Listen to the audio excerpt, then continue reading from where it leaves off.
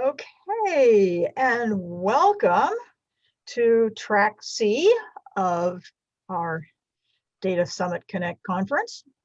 And in this session, we are going to hear from Jairo Gomez, who is Senior Manager, Infrastructure and Technology with the Association of Certified Anti-Money Laundering Specialists. So we are very excited to have him here. And I would remind you that following this session, we will go over to the networking area so we can continue our conversation. So when you go to the networking area, go to track C and click on the join button down at the bottom of your screen. So let me now turn this over to Jairo, who's going to talk to us about closing the gap, the building blocks of an effective data quality strategy. Jairo. Thank you, Mary D, for having me. And thank you everyone for joining as we cover a topic, one of my favorite topics, data quality. I'd like to start this journey by first giving you an idea about the critical role that data quality plays in almost every business and sometimes personal decisions that we make. I'll do that by covering a short passage from one of my favorite books on the topic, Humble Pie by Matt Parker. One that speaks about the effects of poor data quality and human errors.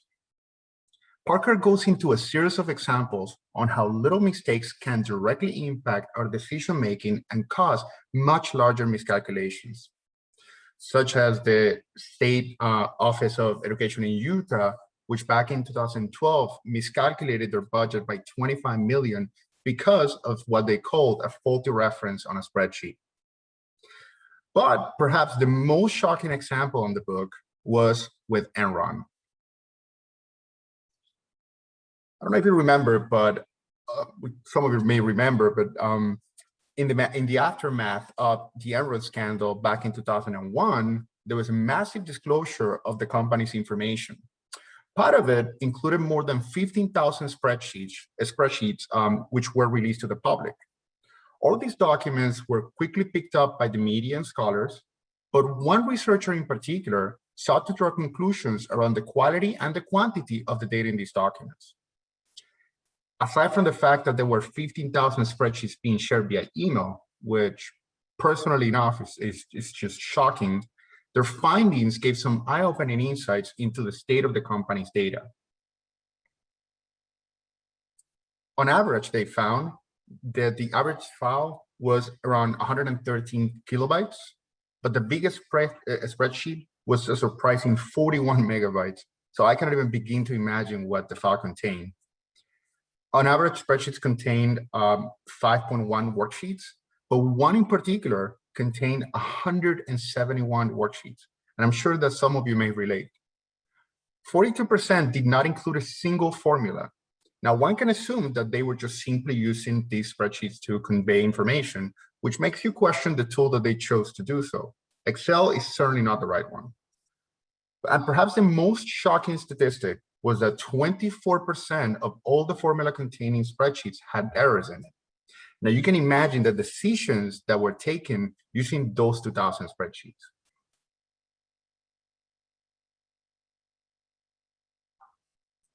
Now, this all goes to show that data quality can impact the quality and the quality of our decisions, and depending on its use, it can branch out to create more inaccurate data.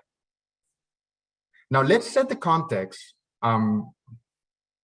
Let's set the context to this presentation by speaking about the challenge companies face when dealing with information. But before diving into the intricacies of data quality, let's talk about data itself. We'll start by discussing data analytics, which was a relatively new discipline that emerged around 70 years ago when early tools were developed that would help capture information and help analysts at the time discern certain patterns. Now, at that time, data sets were much smaller and they were thus structured. So you could say that data quality was relatively a contained issue. Then around the mid-2000s, companies such as Google and Facebook began collecting and analyzing new types of information, ours. And while the term big data wasn't coined until around 2010, early on, everyone understood the value and the scope of the vast amount of information being collected.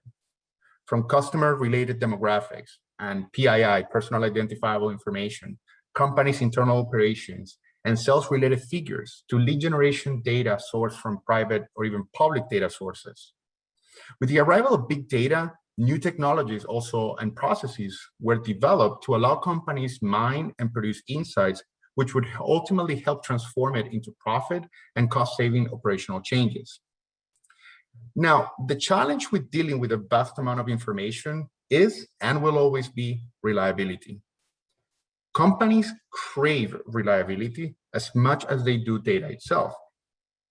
This is because information has become a foundational part of a company's strategic decision-making and the source by which companies' decisions are made, from evaluating the feasibility of a project to deciding which markets to avoid or go after, or even small operational changes to help address declining KPIs. Now, there are many challenges that affect the company's ability to collect, analyze, and produce any form of insights. For example, you could say that data is perishable and can become irrelevant and inactionable over time. Data also needs to be mined and visualized in a business-friendly way in order to be actionable. I can't imagine drawing conclusions from one of those end-run spreadsheets which contain on average 7,000 non-empty cells without the use of any form of visualization tool or even a pivot table. You could also say that any data-related processes from its collection to its mining or its reporting should also be efficient and preferably automated. But perhaps the most important challenges about dealing with data is its quality. Now, to give you an industry perspective about the importance of data quality, I like to walk us through O'Reilly's cross-industry survey titled The State of Data Quality, which was published sometime last year. Now, we could probably spend a session on each one of the issues company identified as pain points when dealing with data. And this is because just as an Ichikawa's fishbone diagram, each one of these can be traced back to one or multiple different root causes. Let's take, for example, too many data sources. Nowadays, our companies have shifted preferences towards using more software as service applications. Now, one of the most important aspects to ensure seamless user experience for both internal and external customers is the integration between multiple applications. Our companies rely on these third-party vendors not just to help us deliver our products or services or allow us to perform internal operations, but also to collect data on how these applications are being used. The problem comes when you're attempting to produce insights using data which may reside in multiple systems, or data which may have gone through some form of ETL and end up in a data warehouse. You may end up with a basket full of apples and oranges when you really wanted just a basket full of pears. Another issue comes when no controls are put into place and everyone has access to edit everything. Even poorly labeled data can make the process of mining and reporting extremely inefficient. But perhaps the most shocking aspect about this is the dichotomy between the frustration companies feel about poor data quality and the fact that 70% of them indicated that they don't have any dedicated teams to address such issues. And this is sometimes necessary when problems with data quality have turned chronic. Now, let's cover a separate topic, which evaluated the industry perspective on data quality and reliability, this time in the context of Salesforce, a cloud-based application used by over 150,000 companies worldwide, which also highlights some of these challenges. The survey found that around 58% of respondents believed that up to 80% of their data was not useful or reliable, which may speak more to the frustration and as these type of issues are often amplified by user perception. The survey also found that, interestingly, duplicate records, and outdated information ranked as the top reasons why users struggle when trying to draw any insights. Almost half, around 46% of respondents, do not have any processes in place to prevent new data from creating problems, such as having internal controls or validation rules or error handling. Almost half, around 43% of upper management and executive leaders, felt the main reason for high quality data is to allow for better decision-making and reporting as compared to any other motivator. And last, the absence of relevant data and the presence of dirty data are the biggest blind spots to obtaining a complete customer overview.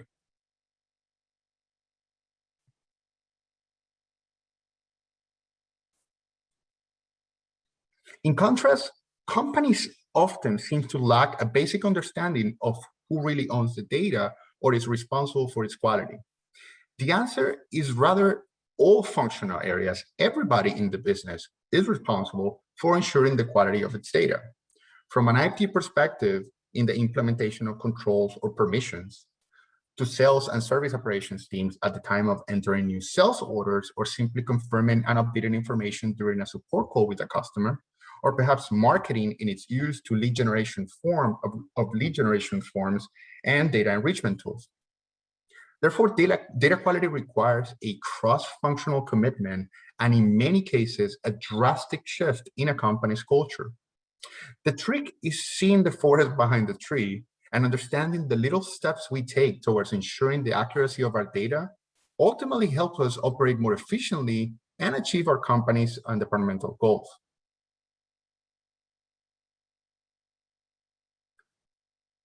Now, let's see, where does data quality fit within our organization data governance framework? Data governance is a comprehensive framework that deals with all IT and operational aspects of dealing with data, from its collection, security, transformation, mining, accessibility, and reporting. At its core, you have the company's policies and procedures, which set the governing rules over each one of these processes. For example, data retention or privacy policies. All of these are operationalized using a structured and organized framework of procedures and IT infrastructure, which are the vehicle by which users conduct the data processing activities that will ultimately determine how actionable or reliable our data is. Now, these are the building blocks of a company's data, and understanding each one of these elements and their interdependencies is the most important aspect of implementing a solid data and effective and solid data quality management system.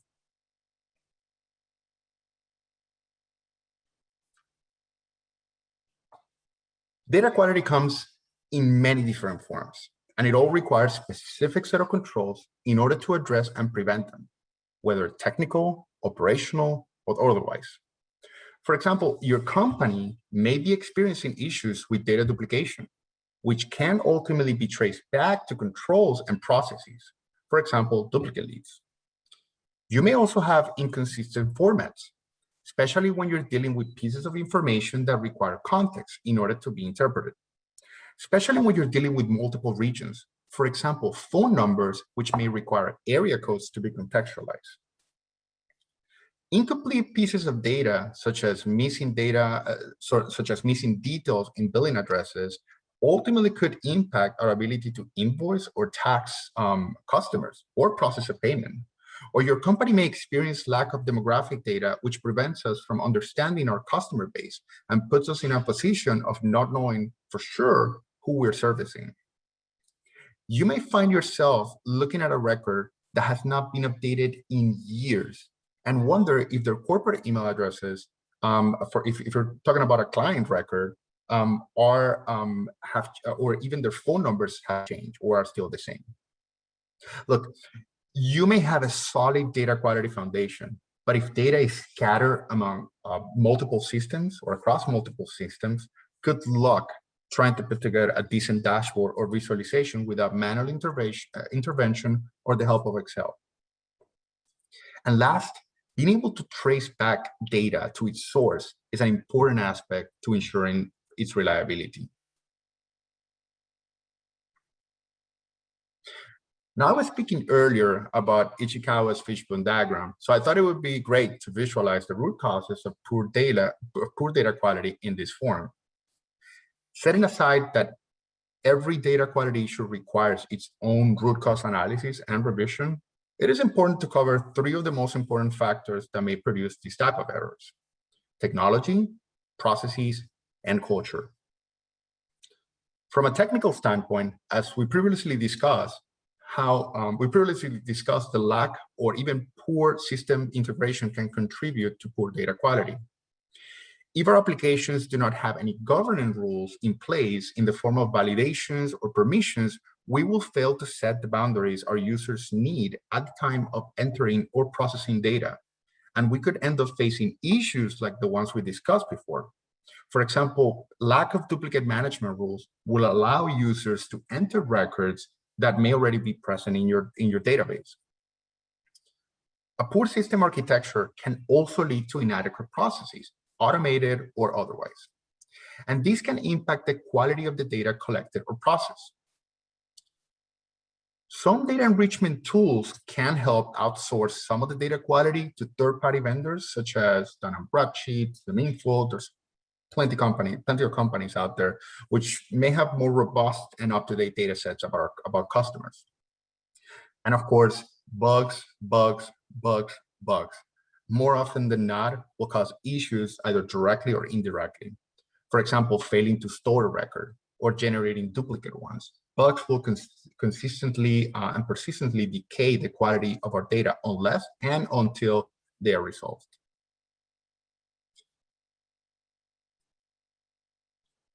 From an operational standpoint, our business processes and procedures must also cover proper data processing practices and should outline the importance of following such guidelines. This is why a solid document governance and training will go a long way in addressing operational aspects of data quality. This will ensure all processing activities, such as entering a new lead, will follow the proper standards before the user hits the save button. Now, IT controls can be effective, but ultimately the responsibility falls on the user who is creating, editing, or removing the record. Last but not least, we have culture. And I can stress this enough, there is shared responsibility about preserving the integrity of our information. A data-driven culture is an organizational shift that goes from top to bottom and starts with leadership's commitment to the implementation of a company-wide data governance strategy.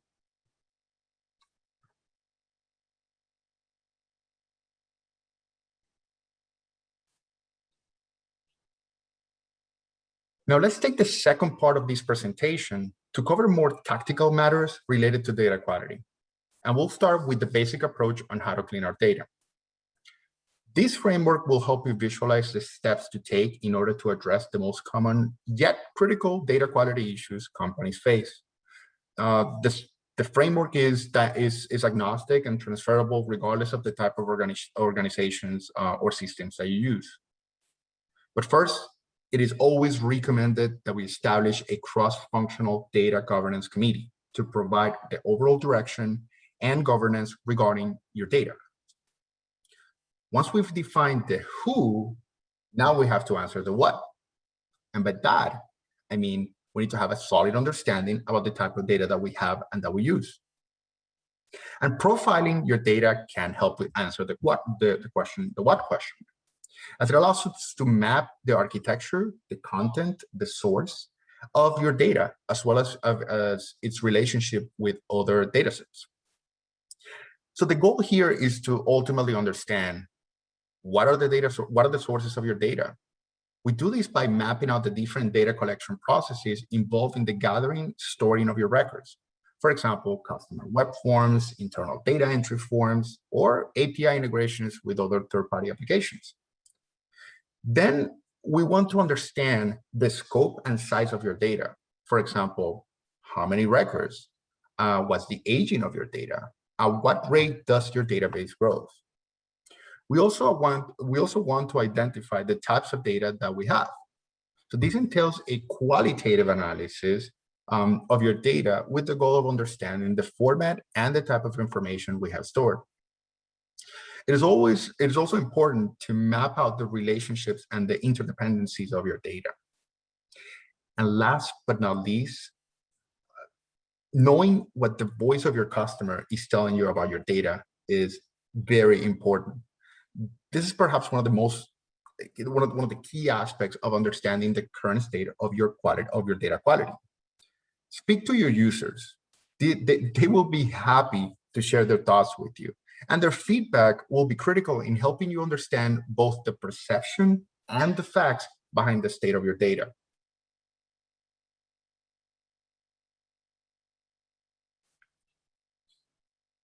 Now, once we have a solid understanding of the scope and the magnitude of the problems, the next step is to outline the priority and prioritize the issues. As with any other decision, the rule of thumb here is to prioritize those issues which will ultimately drive more benefits. So it is important to understand what is important to your company. Perhaps there is a data quality issue potentially causing a compliance gap, or perhaps impacting our ability to run accurate financial reporting or forecasts. The goal is to align the priorities based on your company's strategic goals. Then we have perhaps the most tedious and arduous, and yet the most rewarding step of all, cleaning your data. This is because if you got your priorities right, then you should start seeing the benefits as you complete each one of those data milestones.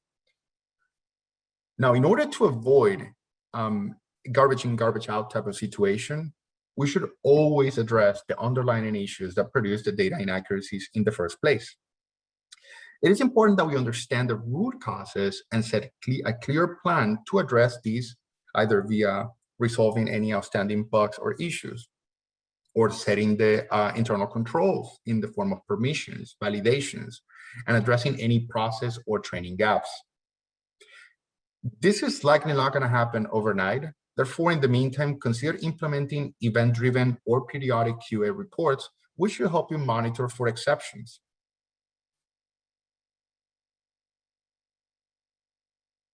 Now, you may also consider using a tracker or a scorecard to outline and monitor each of the data cleansing activities and their impact as you address every underlying issue causing them. Now, the tracker can be as complex or as simple as you need it to be. You can tailor it to fit your particular need and organization. For example, you can include information as who's impacted by this data quality issue. So the functional areas that are impacted by it. You can capture the nature of the pain points as you capture it either from the data that you analyze or from the voice of the customer by speaking to these users. You can quantify the business impact, whether if it's compliance related, whether if it's impacting your ability to drive more sales, or whether it's cost avoidance. You can use it to quantify the number of records that are impacted in your organization. You can define as you go through the root causes and the corrective actions needed to address those. And then you can also use the scorecard to track each one of the tasks that are involved in cleansing the data. For example, historical cleanup. You may not just have to address a gap, but may also have to retroactively look at data that already exists in your system that may need to be cleaned. Developing exception reports. I mentioned earlier event-driven reports or QA reports that you can set to go through a specific criteria, and if it meets it, then alert you that there is a possible issue with the data. And of course, important to include on the scorecard on the tracker is when the root cause is addressed. Like I mentioned, in order to avoid those garbage in, garbage out situations.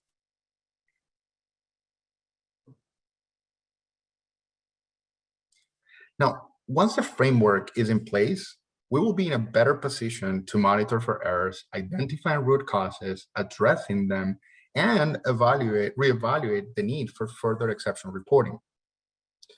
Last, it is important to understand that pursuing data quality requires a constant commitment, both from a cultural and an operational standpoint, and even getting the basics right will go a long way in improving the usability and actionability of your data. And it will also provide a foundation pertaining to compliance, which will ultimately benefit our organizations.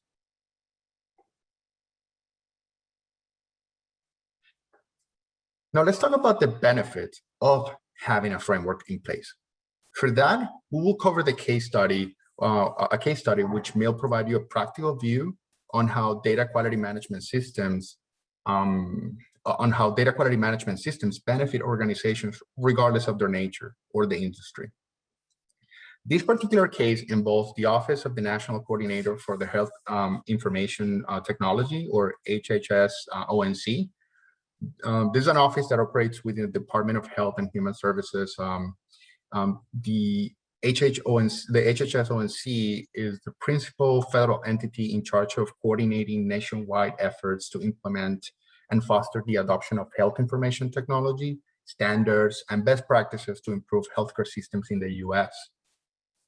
Now, the problem addressing the widespread issue, the problem here was addressing the widespread issue of duplicate and mismatched patient data. A problem which, according to the HHS ONC, is one among other medical errors, which are the third leading cause of preventable deaths in the US. Other studies have also concluded that these type of errors are responsible for around 35% of all denied insurance claims, and thus are one of the primary reasons for inefficiencies in the healthcare system. The HHS ONC assembled a consortium of healthcare institutions across the industry and aimed at developing a set of standards and best practices regarding the collection, the processing, and overall management of patients' data. Using CMMI's data management maturity model, which is an existing framework for the evaluation of assessment of companies' data management practices, they developed a tailored solution focused on the proper handling for patient information. And so the Patient Demographic Data Quality Framework, or PDDQ, was developed. At its core, the PDDQ is an internal assessment that fosters self-improvement and provides industry benchmarks around data quality and the proper handling of patients' data. The framework is comprised of 5 elements, all of which you'll find very familiar because we covered it earlier during our presentation. A slightly different format, but nonetheless the same concepts. These are data governance, which lays the foundation regarding the overall management and communication strategy for the data quality management system. Then we also have data quality, which outlines the practices for addressing existing data quality issues. For example, the use of data profiling, which we also covered earlier, data quality assessments, and data cleansing activities. We also have data operations, which define the life cycle of patients' data and data processing activities. Platform and standards, which define the platform's integrations and also the standards such as data retention policies. And finally, we have supporting processes, which define the quality assurance and monitoring efforts required to ensure a sustainable data quality management system. Upon its rollout, healthcare providers reported improvements within 3 weeks of implementation. Overall, the adoption of the PDDQ standards led to a significant reduction of duplicate records, hence reducing the remediation efforts required to clean the data, which in turn led to cost reductions and cost avoidance. It also provided awareness and an understanding of the complete patient data lifecycle. It increased productivity and operational efficiency for staff members, and it ultimately fostered a culture of data quality. But most importantly, it improved patient safety.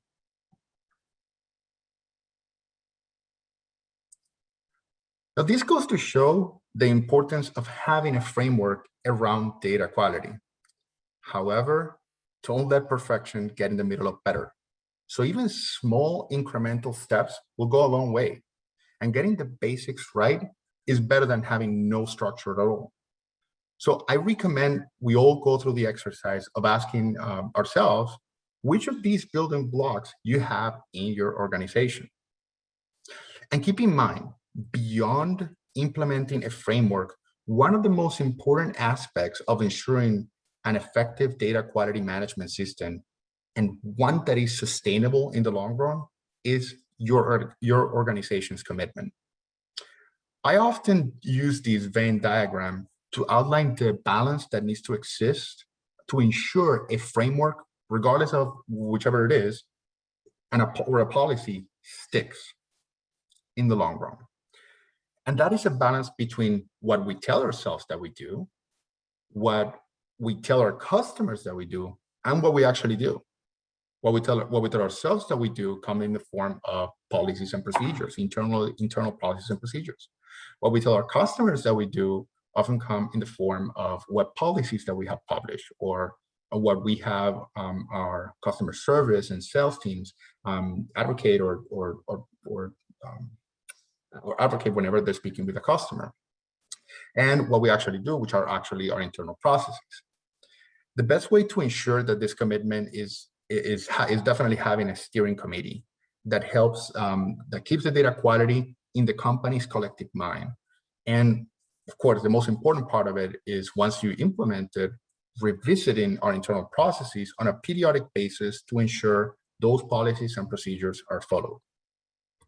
Now, these are the building blocks for implementing a sustainable and effective data quality strategy.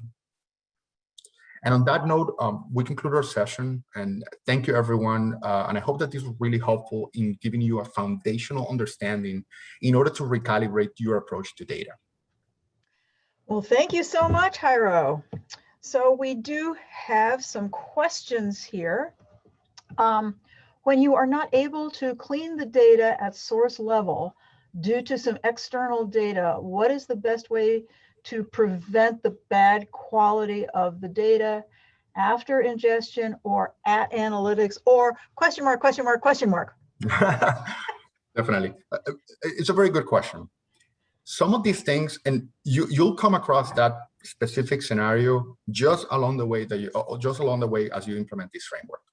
There may be some limitations to either cleaning up the data, and there may be some limitations to resolve the root causes that are causing those data quality issues in the first place. And really, there's not a single solution to that. It really needs to be tailored to fit the specific nature of the problem. But I could tell you some basic components of it. One of which is looking at understanding the size of the problem. Maybe if it is something that is manageable, you may have to really look at the data manually. I know that it sounds terrible. I know companies, I know everyone thinks manually, but it could happen depending on the type of data that you want to, some of the things you just can't clean either via an enrichment tool or a data cleansing tool like Informatica or one of those vendors. Some things you just have to get your hands dirty and look at it and look at the data. But to answer your specific question is what do we do when we can address those issues? Is that we have to implement corrective action. So unfortunately, we have to implement corrective actions either in the form of event-driven or QA reports that are specifically designed to catch that data as it's produced, and to alert the business and alert the organizations on of those data quality issues so that we can go ahead and clean it. This is sort of a follow-on question, because you almost started to answer a question that hadn't even been asked yet. Can you please recommend any tool you might use for the step of mapping relationships of data and interdependencies? Yeah, definitely.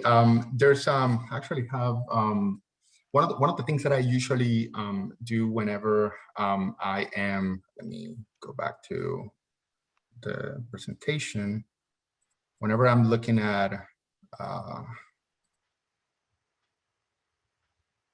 let's see.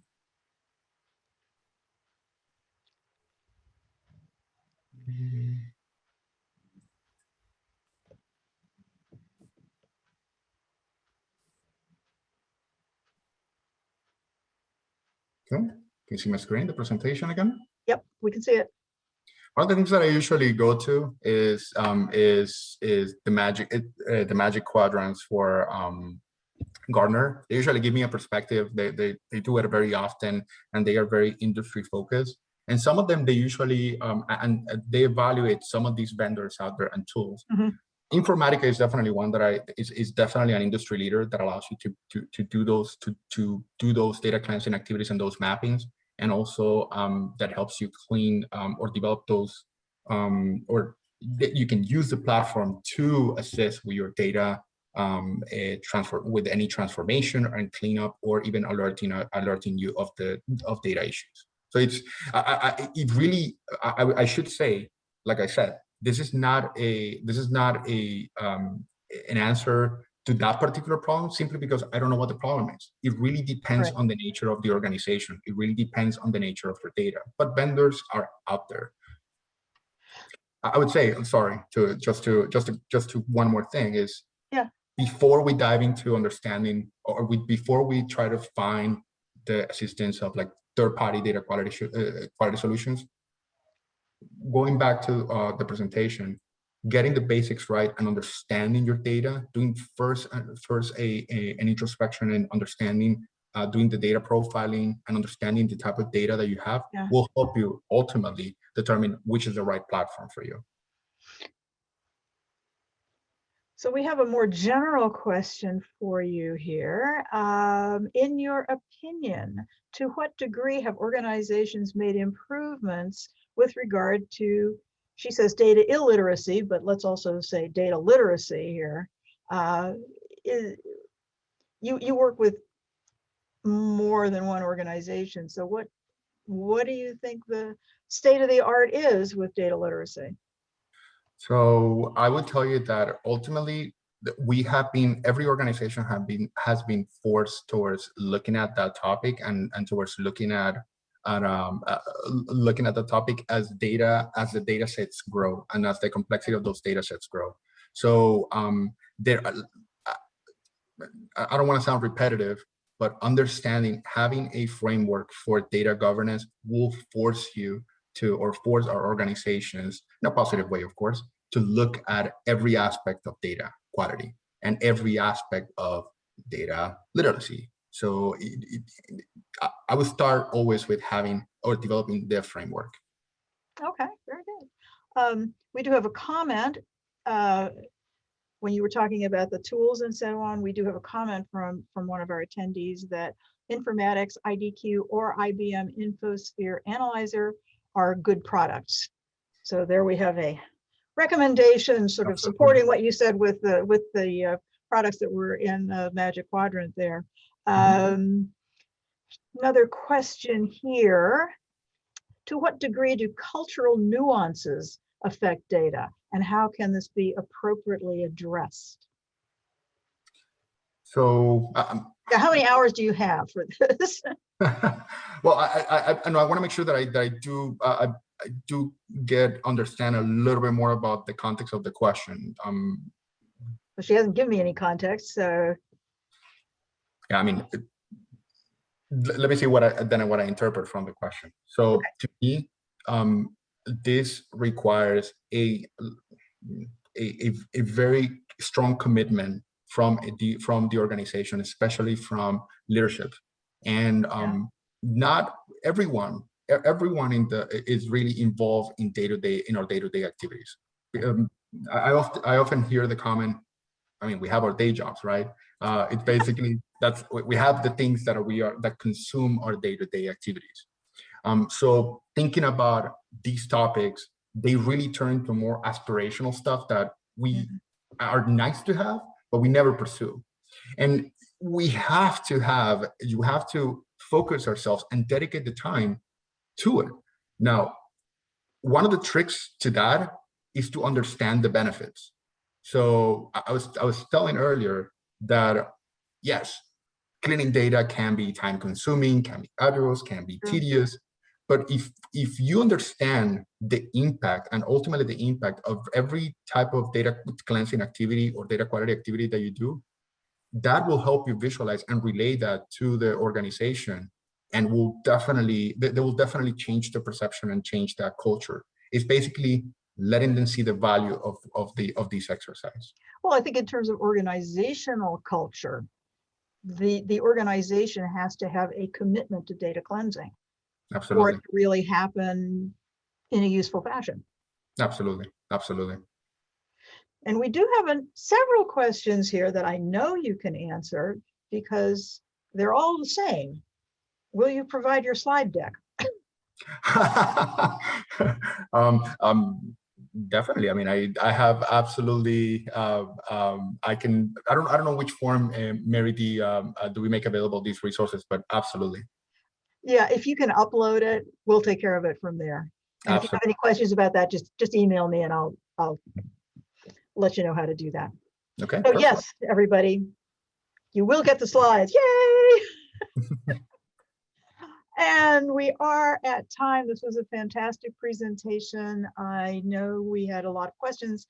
We had several comments in chat about what a good session this was. So thank you very much, Jairo, for being with us today and sharing all your knowledge with us. So we can go over to the networking area and continue the conversation. So thanks again. Thank you for having me, and thank you, everyone.